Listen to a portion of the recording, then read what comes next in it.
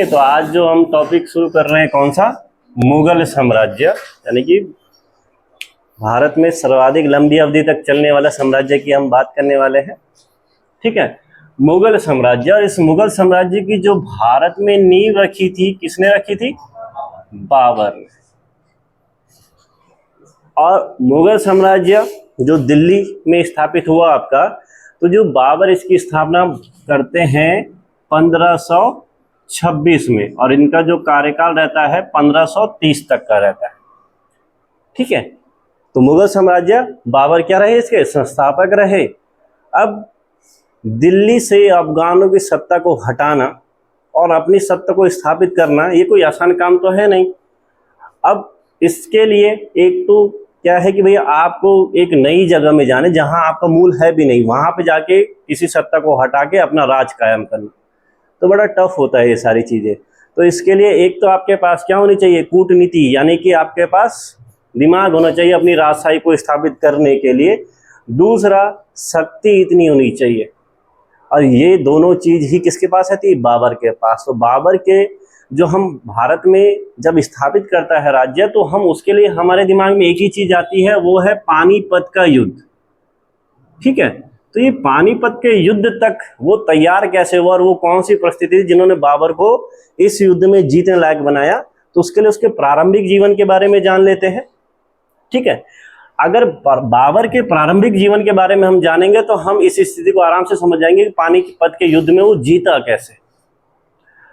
बाबर की बात की जाए तो बाबर का जन्म होता है आपका 1483 में। ठीक है, 1483 में बाबर का जन्म होता है, और इनके जो पिता रहते हैं वो फरगना के शासक रहते हैं। कहाँ के शासक रहते हैं? फरगना के। एक छोटा कस्बा रहता है समरकंद, तैमूर का जो क्षेत्र था उसके पास ही में एक छोटा सा क्षेत्र रहता है, कौन सा? फरगना। यानी कि फरगना के शासक रहते हैं बाबर के पिता, जिनका नाम रहता है उमर शेख मिर्जा। उमर शेख मिर्जा। ठीक है, और इनकी जो माता रहती है, माता का नाम रहता है कुतलुग निगार बेगम। कुतलुग निगार बेगम। तो 1483 में जन्म होता है, किसके परिवार में होता है? उमर शेख मिर्जा और कुतलुग निगार बेगम के घर में। अब जो इनके पिता रहते हैं वो तैमूर के वंश के रहते हैं, तैमूरलंग, जिन्होंने भारत में आक्रमण किया था। और जो इनकी माता रहती है चंगेज खां की वंश की। दोनों इतिहास में ये दोनों वंश जाने जाते हैं, और इन दोनों का मिश्रण रहते हैं आपके बाबर, यानी कि इनके जीन्स में ही ये सारी चीजें रहती हैं। ठीक है, एक तो जीन्स में इनको सारी चीजें मिली, फिर बाद में इनके साथ परिस्थितियां भी ऐसी हुई। अब जो तैमूरी परंपरा के लोग थे वो अपने नाम के आगे जो उपाधि धारण करते थे वो मिर्जा उपाधि धारण करते थे। तो जब इनका जन्म होता है, तो जब ये 11 साल के रहते हैं, 11 साल कुछ महीने, 4 महीने के जब ये रहते हैं, तो इनके पिता की अचानक क्या हो जाती है? मौत हो जाती है। ठीक है, जब मौत हो जाती है तो इस उम्र में बाबर बन जाते हैं कहाँ के शासक? फरगना के शासक। यानी कि 1494 में बाबर कहाँ के शासक बन जाते हैं? फरगना के शासक। यानी कि 11.5 साल का बच्चा राजा बन गया। तो जाहिर सी बात है जो आसपास के राज्य हैं वो यही देखेंगे कि भैया वहां पर क्या है, एक छोटा बच्चा शासक बना हुआ है, तो मौका है। राजा बनना इतना आसान नहीं था, क्योंकि भैया चचेरे भाई, अपने भाई, बहुत सारे भाई थे जो इनका क्या कर सकते थे? विरोध कर सकते थे। गद्दी पर बैठे तो बाबर नाम रखा इन्होंने। मूल नाम की इनकी बात करें तो मूल नाम क्या था इनका? जहरुद्दीन। जहरुद्दीन मोहम्मद नाम रहता है। मूल नाम क्या रहता है? नाम में ही जहर आ रहा है इनके, तो सोचो। ठीक है, तो एक्चुअली राजा बनना इतना आसान रहता नहीं इनका। इनकी दादी रहती है, दादी का नाम रहता है एहसान दौलत। वो दादी जब हस्तक्षेप करती है थोड़ा बहुत, तब जाके बाबर राजा बनते हैं। लेकिन राजा बनने के साथ ही, राजा तो बन गए, लेकिन इनका शासन करने का थोड़ा तरीका अच्छा था, तो आसपास के जो लोग थे वो इनके सपोर्ट में आ गए, राजा बन जाते हैं। अब हुआ क्या कि इस टाइम पे जो पास का क्षेत्र इनका कौन सा है? समरकंद जहां से ये सारे लोग संबंधित थे। यहां इनके एक चाचा राज कर रहे हैं, अहमद मिर्जा, ठीक है, जिन्होंने बाबर के राजा बनने का विरोध किया और उनका क्षेत्र अपने पास मिलाना चाहा। बाकी बाबर के और भाई लोग थे। तो अहमद मिर्जा, अब हर कोई राजा चाहता है भाई मेरा राज्य विस्तार हो, तो इन्होंने पूरी प्लानिंग की थी बाबर को हराने की। लेकिन क्या हुआ कि जब तक ये कुछ कर पाते तब तक अहमद मिर्जा की क्या हो जाती, मृत्यु हो जाती, मौत हो जाती। तो बाबर के लिए राजा बनना आसान हुआ और उसके बाद उन्होंने क्या कर लिया, समरकंद पर अधिकार कर लिया। यानी कि बाबर के पास कौन सा क्षेत्र आ गया, समरकंद। पहले शासक कहाँ के, फरगना। तो बाबर के पास दो क्षेत्र हैं इस टाइम पे, फरगना है और समरकंद है। तो जब अहमद मिर्जा के मरने के बाद बाबर यहाँ गए समरकंद पर, उन्होंने अधिकार किया। इस टाइम पे दिक्कत एक चीज हो गई, बीमार पड़ गए। बीमार पड़ जाते हैं तो फिर इनके मंत्रियों ने एक सूचना फैला दी, बाबर मर गया। बाबर मर गया तो बाबर का एक भाई रहता है जहांगीर, उसको फरगना की गद्दी पर बैठा दिया। तो जैसे ही बाबर ठीक हुआ, बाबर ने देखा ये क्या हो गया, पता चल गया साजिश क्या हो रखी है। तो बाबर तुरंत समरकंद से कहां भागेगा, फरगना की तरफ भागेगा। अब जिन्होंने दूसरे व्यक्ति को राजा बनाया तो कुछ तो प्लानिंग की होगी। ये बेचारा भागा फरगना, यहाँ पे इसका भाई जहांगीर शासन कर रहा है। लेकिन वहां पर जैसे ये समरकंद इसने छोड़ा, यहाँ पर जो प्रभाव रहता था उज्बेकों का रहता था। उज्बेकों ने वापस समरकंद पर अपना अधिकार कर लिया। फरगना पहुंचा, वहां जहांगीर है, उसकी सेना मजबूत रहती है, तो बाबर फरगना भी खो देता है। यानी कि इसको बचाने के चक्कर में समरकंद भी खोया, ये भी खो दिया। यानी कि बाबर कुछ नहीं है उसके पास, निर्वासित जीवन। अब इस निर्वासित जीवन को जिया कैसे उसने, ये खुद की आत्मकथा में वो बता रहा है। यानी कि उसने खुद की आत्मकथा लिखी है, और किस नाम से लिखी है, जिसको आप तुजुक ए बाबरी कह रहे हैं या फिर बाबर नामा कह रहे हैं। तुजुक ए बाबरी या फिर बाबर नामा, ठीक है। अब देखो जो ये बाबर रहता है तुर्की भाषा का बड़ा जानकार रहता है, इसलिए ये किस भाषा में लिखी होगी इसने। दूसरी बाबर की एक खास बात थी, अब देखिए कोई भी व्यक्ति अपने बारे में लिखेगा तो कोई नहीं चाहता मैं अपने बारे में खराब लिखूं। होता है ना, जब आपको सोशल मीडिया में अपनी फोटो लगानी होती है तो आप अच्छी ही फोटो लगाते हैं, खराब फोटो चाह के भी नहीं लगाते। क्यों? क्योंकि पता है आप चाहते हैं कि मेरे बारे में लोग अच्छा जाने, वाह क्या स्मार्ट आदमी। कोई व्यक्ति उसके लिए दम चाहिए अपनी आधार कार्ड की फोटो लगाने के लिए, ठीक है। बाबर एक ऐसा आदमी था जो अपनी गुणों के साथ साथ अपने अवगुणों को भी उसने इसमें लिखा है, और उन्मुक्त तौर पे लिखता था, सारी चीजों को वैसे ही लिखता था। इसलिए इतिहासकार इसने जो वर्णन किया इसको भरोसेमंद मानते हैं, क्योंकि अपनी बुराइयां कर रहा है। बाकी लोग अपनी अच्छाइयां भी लिखते हैं, ज्यादातर अच्छाइयां लिखते हैं, लेकिन इसने सब लिखा, मतलब उन्मुक्त शैली ही थी। तो इसने कविताएं वगैरह या पद्य में जो भी चीजें लिखी, तो वो शैली एक अलग तरीके की शैली हो गई, उन्मुक्त तरीके से लिखना। इसीलिए इसकी जो पद्य शैली रही उसका एक नाम है मुबैयान पद्य शैली। कौन सी? मुबैयान पद्य शैली, या जिसको आप खत ए बाबरी भी कह सकते हैं। तो मुबैयान पद्य शैली का जनक भी किसे कहते हैं? बाबर को ही कहा जाता है। तो इस आत्मकथा में वो लिख रहा है कि जो ये निर्वासन के 2 साल उसने काटे, यानी कि उसके पास दोनों जगह नहीं रही, एक छोटा सा गांव बचा हुआ था इसके पास, कौन सा? खोजंद नाम का गांव, बस इतने ही क्षेत्र का राजा रहा ये। तो अपनी आत्मकथा में लिख रहा है कि भैया मैंने 2 साल, रमजान में रोजे रखते हैं लोग, मैंने कोई भी ऐसा जगह नहीं रही जहां मैंने एक साथ 2 रोजे खोले, यानी कि हर दिन मुझे जगह बदलनी पड़ती थी, यानी कि भटकना पड़ता। लेकिन जैसे ही फरगना से इसके भाई का थोड़ा गड़बड़ मामला आता है, तो इसको फिर से मौका मिला फरगना पे अधिकार करने का। तो 1497 में फिर से कहां कर लेता अधिकार? फरगना पे अधिकार कर लेता। लेकिन यहां पर भी ये ज्यादा लंबे समय तक टिक नहीं पाया, तो यहां से इसको फिर भागना पड़ा। तो अब होता क्या है कि अब उसके बाद इसका दूसरा ध्यान फिर से कहां गया? समरकंद की तरफ गया। यहां पर जाता है, यहां में एक नेता रहता है सैवानी खां नाम का, उसको हरा देता है और समरकंद पे अधिकार कर लेता है। जीत के आया है, पेपर निकल गया है इसका, तो इस खुशी में एक शादी कर लेता है। अपनी ही बहन से, चाचा की लड़की से शादी करता है और उनका नाम क्या रहता है? आयशा। आप देखो ना, पति का पेपर निकला है तो शादी तो करेगी ना, उसने भी मना नहीं किया। लेकिन समरकंद जैसे ही जीता, कुछ दिन बाद उज्बेक वापस आए और छीन के चले गए। नौकरी गई। आयशा ने बोला पति के पास नौकरी नहीं है, आयशा ने भी छोड़ दिया। मतलब ना समरकंद रहा ना आयशा, यानी कि दोबारा अब इसको कैसा जीवन जीना पड़ा? भटकने वाला जीवन। इसको थोड़ी थोड़ी दिमाग में बात आ गई। देखो समरकंद की तरफ ये जाना क्यों जा रहा था? एक्चुअल में क्या था कि तैमूरलंग जब भारत में आक्रमण करता है तो इतना हमें क्लियर है कि यहाँ से बहुत सारी धन संपदा लेके गया था, इन्वेस्ट की होगी। तो तैमूरलंग के टाइम से ही समरकंद विद्या, संस्कृति, कला या शिक्षा का सबसे बड़ा केंद्र बन चुका था। अब हर कोई राजा चाहेगा कि मेरे पास इतना संपूर्ण क्षेत्र या इतना विकसित क्षेत्र हो और अपने पूर्वजों का क्षेत्र हो, इसलिए बार बार प्रयास करता रहता है कौन?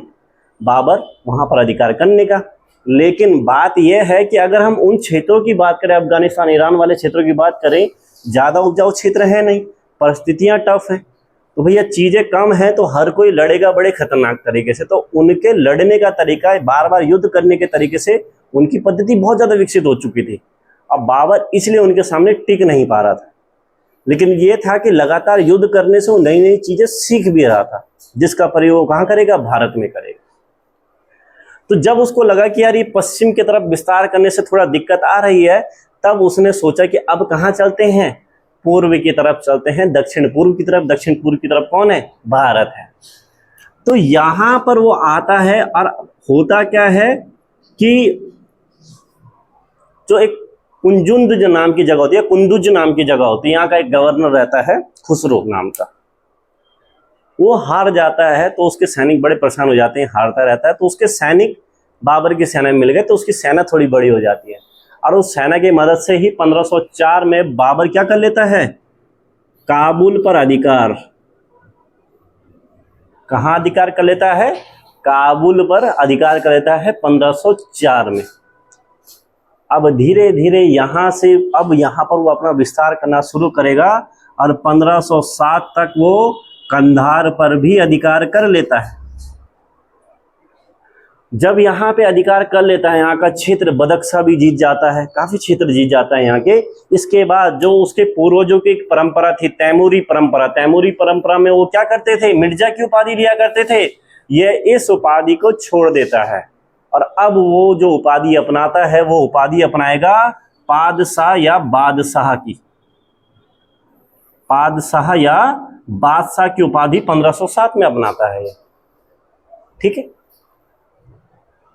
तो 1507 में यहां पर ये सारी चीजें, लेकिन मन में लालच समरकंद को जीतने का। तो एक ईरानी शासक, ईरान में शाह वंश, वो इस्माइली रहता है, इस्माइल, उसकी थोड़ी सी इसको क्या मदद मिल जाती है, जिस वजह से वापस समरकंद पर अधिकार कर लेता है। लेकिन जैसे ही ईरान का शासक वापस जाता है, उज्बेक फिर से समरकंद पर अधिकार कर लेते हैं, यानी कि समरकंद तीसरी बार खो दिया इसने।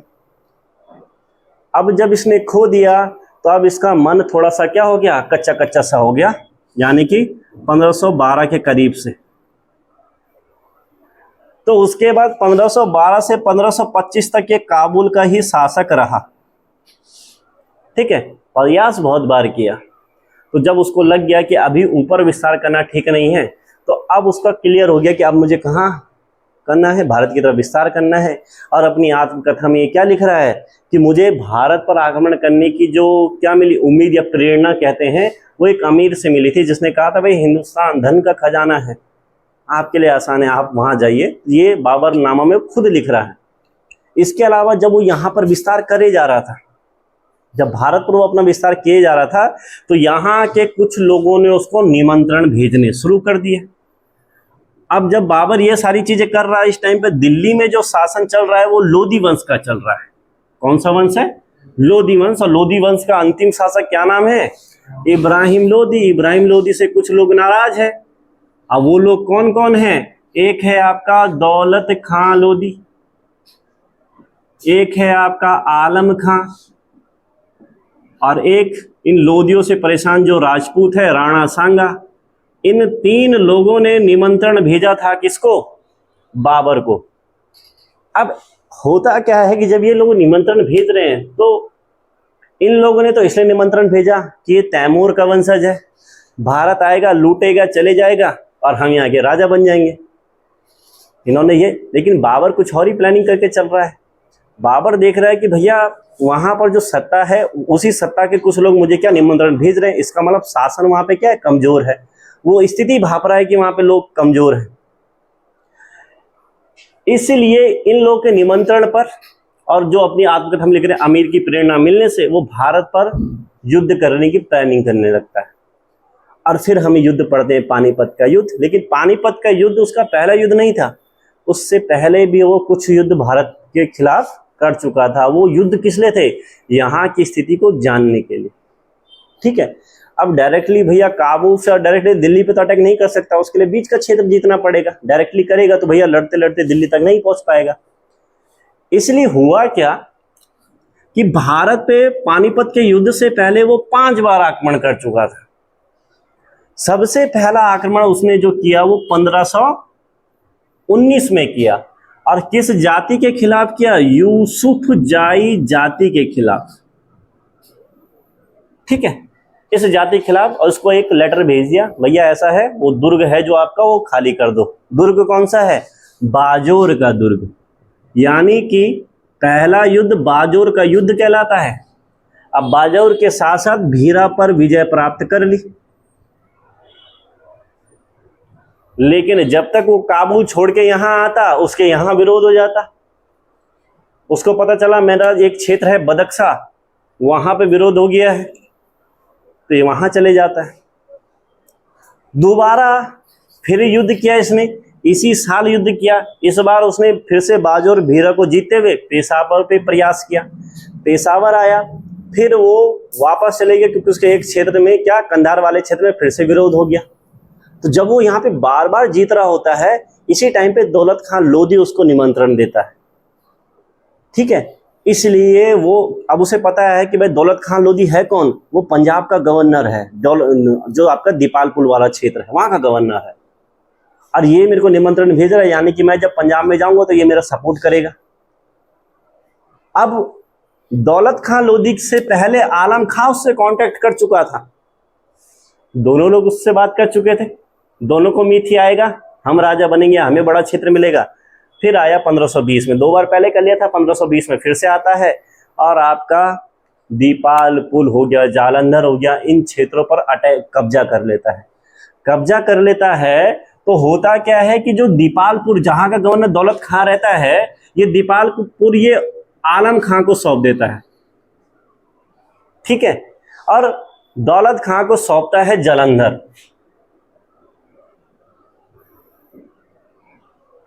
अब इससे हुआ क्या, गवर्नर ये था पहले, यहां का इच्छा क्या थी, वो आएगा मुझे क्षेत्र देगा। उसने क्या किया, इसको वो क्षेत्र दे दिया जिसका गवर्नर पहले से है। इस वजह से दौलत खां चिढ़ गया। बाबर जैसे ही वापस गया, उसने आलम खां को पीट पाट दिया, दीपालपुर छीन लिया, और आलम खां चले गए बाबर के पास, और बाबर को आ जाता है गुस्सा। अब बाबर खां किससे बदला लेने के लिए आता है, दौलत खां से हराता है। युद्ध में हारने के बाद दौलत खां की मौत हो जाती है और वो क्षेत्र आलम खां को मिल जाता है। अब देखो आलम खां को क्षेत्र सौंप कौन रहा है, बाबर। तो बाबर जब उसको क्षेत्र सौंप रहा है, जाहिर सी बात है अधीनता स्वीकार करेगा। दौलत खान लोधी मर चुका है, आलम खां अधीनता स्वीकार कर चुका है बाबर की। राणा सांगा वचन देता है कि मैं आपका सहयोग दूंगा, लेकिन वो इस टाइम पे कोई सपोर्ट करता नहीं है जब वो भारत की तरफ बढ़ रहा था। तो इसलिए बाबर राणा सांगा से क्या हो जाता है, नाराज हो जाता है कि भैया वादा किया था, आपने वादा खिलाफी कर दी है। तब आएगा वो 1525 में और आपका पूरा पंजाब क्षेत्र पे कब्जा कर लेगा। और यहाँ पर कब्जा करते हुए आपकी जो सेना रहती है इब्राहिम लोदी की, उसको हरा देता है। लेकिन इब्राहिम लोदी यहाँ पे एक गलती करता है, जब उसे पता रहता है कि बाबर यहाँ तक आ चुका है, आपका पंजाब वाले क्षेत्र तक, वो कोई कार्यवाही नहीं करता। यानी कि अब राजा को होना चाहिए भैया मेरे क्षेत्र पे कब्जा कर रहा है, लेकिन कोई कार्यवाही नहीं करता। और बाबर के लिए बड़ा आसान रहता है दिल्ली के अंदर एंट्री करना। तो बाबर अपनी सेना लेके पानीपत में खड़ा हो जाता है 12 अप्रैल के दिन।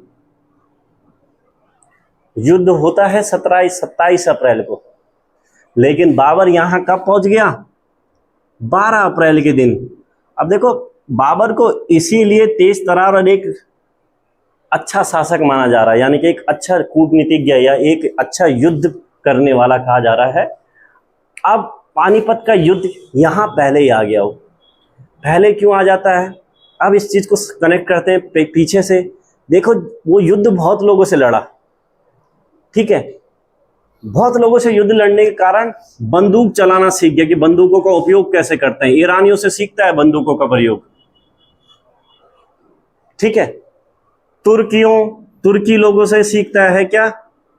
घोड़ों का प्रयोग, ठीक है। और मंगोलों से सीखता है व्यू रचना, चक्रव्यूह बनाना,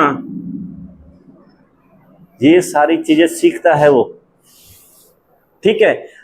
और जो बार बार उसको समरकंद से भगा रहे थे वो कौन रहते हैं? उज्बेकों से सीखता है तुगलुमा नीति। ये लोग बाबर को इन्हीं का प्रयोग करके हरा रहे थे, लेकिन बाबर युद्ध करते करते ये सीख भी तो रहा था। वहां युद्ध होना कॉमन बात है, भारत में तो इस नीति का प्रयोग नहीं हुआ, तो भारत के लिए तो ये चीज क्या है? नई है, और इसी का प्रयोग करता है भारत में। अब ये नीतियां क्या थी थोड़ा समझ लेते हैं, ठीक है। व्यू रचना, ये आपने महाभारत में देखिए कैसे चक्रव्यूह बनाया जाता है, अपने आप को कैसे सुरक्षित करके ज्यादा अटैकिंग फॉर्म में रखा जाता है। तुगलुमा नीति क्या होती है?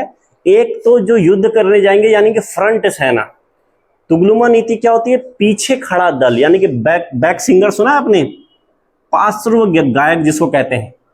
तुगलुमा नीति होती है पार्श्व दल, यानी कि पीछे खड़ा दल, यानी कि पीछे एक मजबूत सेना पीछे भी। अब कैसे? देखो, जब ये काबुल में रहा तो काबुल में इसको प्रमुख 2 तोपची मिल गए, एक मुस्तफा और एक उस्ताद अली। अब ये नीति कैसे होगी? यानी कि सेना को कुछ इस तरीके से आप क्या कर दीजिए, खड़ा कर दीजिए, ठीक है। तोपची खड़े हो जाएंगे, दूसरी सेना तो यहां खड़ी रहेगी। उससे क्या होगा? जैसे ही ये आगे आएंगे तो तोपचियों के द्वारा लगातार बरसाने के बाद ये लोग तितर बितर हो जाएंगे और यहां बीच में घूमने लगेंगे। इतने में ही ये पीछे से आ जाएगा बैकअप वाला दल, और जो इनको, क्योंकि ये तो तितर बितर हो रहे हैं, इनको टाइम तो नहीं लगेगा, इतने में आपका बैकअप वाले आ जाएंगे। अब ये हो गए, घिर गए चारों तरफ से, और इनको घेर के मारना आसान है, तीरंदाजी का प्रयोग होता है। तो ये पीछे से सेना का प्रयोग करना, ये कहलाएगा कि तुगलुमा नीति। और ये व्यू को बनाना, ये व्यू रचना कहलाती थी आपके ऑटोमन पद्धति या रोमी पद्धति। समझ रहे हो इस चीज को? ठीक है। तो तुगलुमा नीति अलग है और व्यू रचना अलग है, इसने दोनों का एक साथ प्रयोग किया, लेकिन तुगलुमा नीति ज्यादा इफेक्टिव रहती है घेर के मारने के लिए। तो देखो, पानीपत का जो पहला युद्ध होता है, ठीक है, 27 अप्रैल 1526, मतलब 26 अप्रैल के दिन ये युद्ध होता है। 27 को वो अपने क्या कर लेता है, दिल्ली पर अपना खुतबा पढ़ा लेता है। अब एक्चुअल में हुआ क्या? अब हम पढ़ रहे हैं 12 अप्रैल के दिन आपके भाई साहब कहाँ पहुंच गए हैं? वहां पहुंच गए। क्यों? व्यू बनाना है। व्यू के लिए वो इब्राहिम लोदी ने सोचा कि मैं अब खुद जाके इससे युद्ध लड़ूंगा। तब तक बाबर अपनी प्लानिंग कर रहा है, खाइयां खोद दी उसने, खाइयां खोद दी, ढक दिया, यानी कि जो सेना में हाथी वाती आएंगे गिर जाएंगे यहाँ। दूसरा, फटाफट थोड़ा जंगल काट के अपने लिए क्या बना दिए, मचान बना दिया, सुरक्षा दीवार बना दी, यानी कि आप तोप खड़ी करोगे, तोपों को नुकसान ना हो तो उसके आगे से बैरिकेडिंग लगा दो। ये सारी चीजें कीजिए। तीरंदाजों के लिए मचान बना दिए, पूरी प्लानिंग कर दी उसने।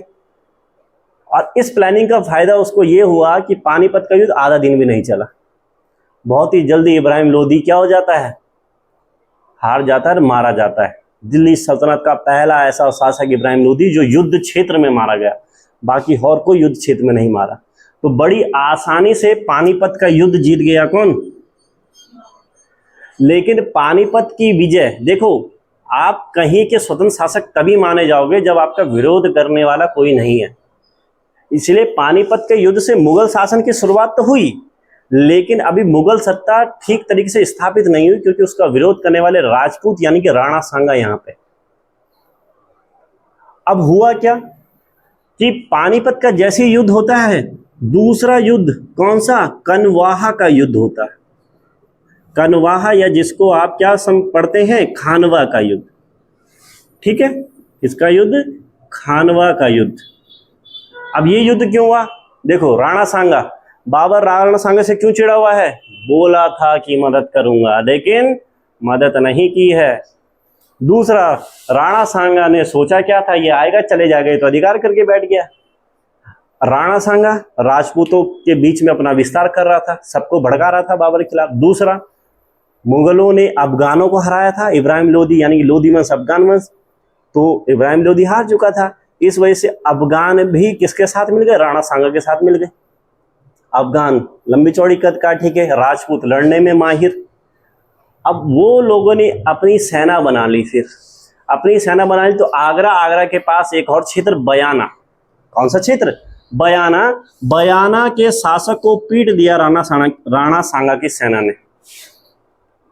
बाबर अपने चचेरे भाई ख्वाजा मेहंदी को भी यहाँ भेजता है, पिट पाट के आते हैं। राजपूत लड़ने में बड़े खतरनाक थे, अगर आमने सामने का युद्ध हो पिट के आ जाता है। इतनी बुरी तरीके से राजपूत पीटते हैं कि सारे मुस्लिम सैनिक डर जाते हैं।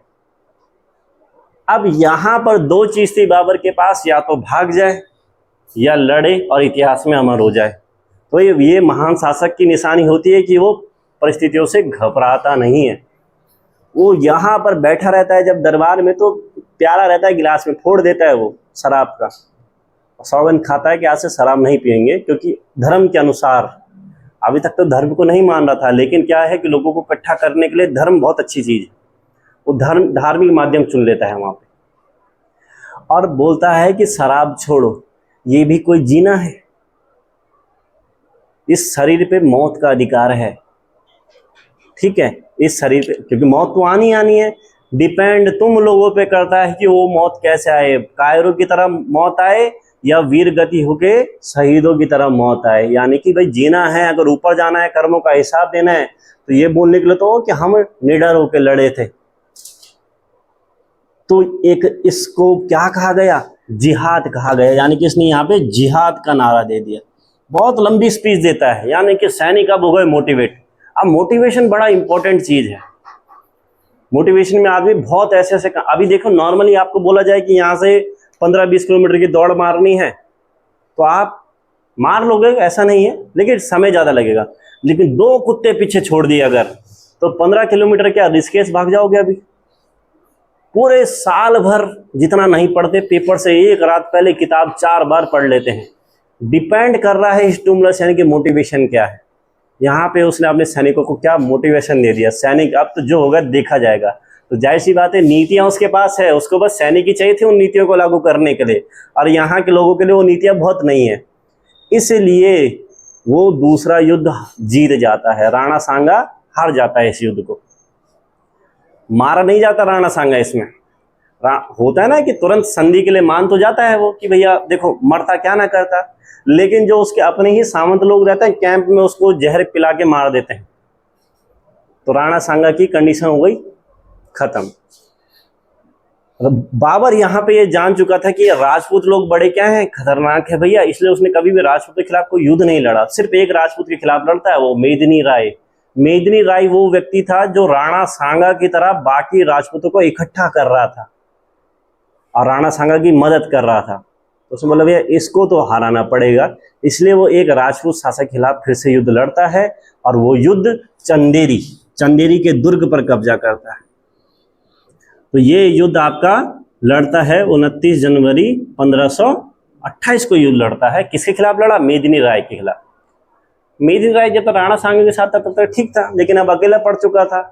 दूसरी चीज ये हो चुकी थी कि देखो बाबर ने एक चीज जरूर अपने सैनिकों को कही थी, क्योंकि सैनिक जो भी उसके परंपरा के वहां के लोग थे उनका यही था, जाना है लूटना और वापस आना है। उसने बोला देखो जो जाना चाहता है मैं उसको मना नहीं करूंगा, आप पे डिपेंड करता है।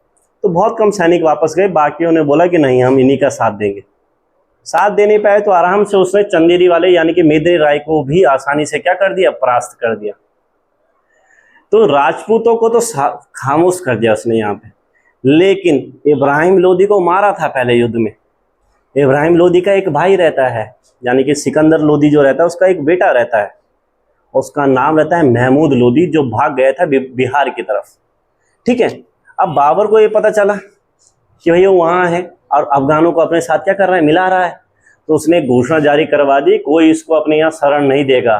किसी ने शरण नहीं दी, लेकिन एक ने दे दी। एक तो होता ही हर जगह, नुसरत शाह नाम का व्यक्ति शरण देता है। बात बोलता है अब ठीक है। बाबर सीधा निकलता है बिहार की तरह। तब तक महमूद लोदी भाग जाता है, तो उसके पीछे पीछे भागता है। जहाँ जहाँ जाओगे वहाँ से, तू जहाँ जहाँ चलेगा मेरा साया साथ होगा। और उसको वहाँ पर पकड़ लेता है घाघरा नाम की जगह पे, जहाँ पे एक अंतिम युद्ध लड़ता है और अफगानों की शक्ति को भी क्या कर लेता है, खत्म कर लेता है। तो घाघरा में चौथा युद्ध लड़ता है वो 1529, 6 मई 1529 को। और इसमें किसको, अफगानों के खिलाफ, यानी कि महमूद लोदी के खिलाफ ये युद्ध लड़ा। बहुत सारे अफगान थे, तो ये आपका क्या हो गया, महमूद लोदी। तो ये 4 युद्ध और भारत में मुगल सत्ता स्थापित। तो 4 युद्ध पढ़ते हैं हम, पानी पिया, खाना खाया, चाय पिया और घर गया। इस तरीके से 4 युद्ध करने होते हैं याद, 26, 27, 28 और 29। और घर गया और मर गया। और इसके मरने की भी एक बड़ी इंटरेस्टिंग स्टोरी बताई जाती है। ठीक है, मरने की इंटरेस्टिंग स्टोरी सुनने से पहले बस ये याद रखना कि जब इसने राणा सांगा को परास्त कर दिया, उस युद्ध में किया था दूसरा युद्ध, दूसरा कौन सा था, पानी पिया और खाना खाया, यानी कनवाहा या खानवा का युद्ध। इस युद्ध के बाद इसने जो उपाधि धारण की थी वो किसकी थी, गाजी की। और इसके अलावा इसकी एक और उपाधि थी, कलंदर की उपाधि। ये उपाधियां इसने धारण की थी, लेकिन इस युद्ध के बाद गाजी की उपाधि ये क्या करता है, धारण करता है। अब कहते हैं कि जब इसने युद्ध स्थापित कर दिया, अपने बेटे बदख्शा का गवर्नर बना रखा था। बड़ा बेटा कौन, हुमायूं। कितने बेटे रहते हैं, 4 बेटे रहते हैं। कौन कौन से, बड़ा था हुमायूं, एक रहता है कामरान, एक रहता है अस्करी, और एक रहेगा आपका कौन, हिंदाल। 4 बेटे हैं। बड़ा बेटा हुमायूं बड़ा अगाध प्रेम कहते हैं जिसे, बहुत प्रेम करता था इससे, बहुत शिक्षा विक्षा पे बड़ा ध्यान दिया इसको गवर्नर बनाया बदख्शा का। और बाबर चाहता था यार मैं अंतिम समय में कहाँ रहूं, वहीं काबुल रहूं, जहाँ से मेरे रूट्स हैं, यानी कि जहाँ से मैंने शुरुआत की थी वहाँ जाना चाहता था। और चले गया बाबर,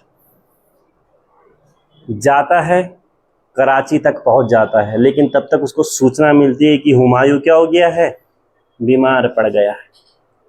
तो एक कहानी मिलती है इसके बारे में कि एक्चुअल में होता क्या है कि जब ये वापस आता है हुमायूं के पास, हुमायूं जहाँ पे लेटा हुआ रहता है, 3-4 राउंड मारता है उसके बिस्तर के और कहता है कि जो इसको बीमारी लगी है वो बीमारी मुझे दे दे।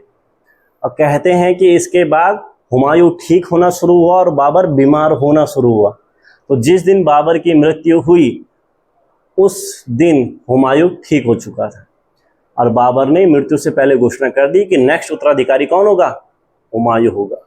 और हुमायूं एक शांत या आलसी स्वभाव का, मतलब जिस टाइम पे लोगों को युद्ध करना चाहिए वो अपना भाई साहब पार्टी में व्यस्त है। तो एक मंत्री रहते हैं, प्रधानमंत्री निजामुद्दीन अली। उनको पता था कि भैया अभी अभी मुगल सत्ता स्थापित हुई है, विरोध अभी बहुत ज़्यादा हो सकता है, तो इस टाइम पे तेज तरार नेता की जरूरत पड़ेगी।